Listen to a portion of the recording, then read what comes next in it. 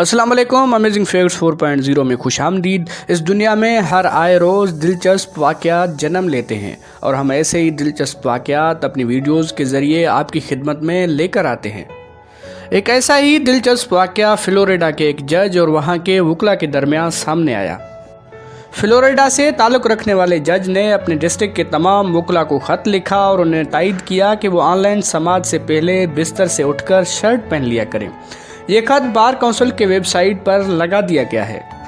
बिरोवार district court के जज Dennis बेले, जो टेली कॉन्फ्रेंसिंग एप्लीकेशन ज़ूम के इस्तेमाल से ऑनलाइन समाअत कर रहे हैं, उन्होंने एक खत में वकला को ताकीद की है कि अदालत से बाहर पेशी होने के बावजूद आदाब मजलिस पर कोई बहाना नहीं चलेगा। उन्होंने खत में लिखा, ये काबिल तवज्जो है कि कितने ही वकील नामुनासिब अंदाज में कैमरे के सामने आते हैं। हमने बहुत से वकीलों को देखा है जो आम शर्ट और ब्लाउज पहने होते हैं और उन्हें खुश लिबासी की परवाह नहीं होती।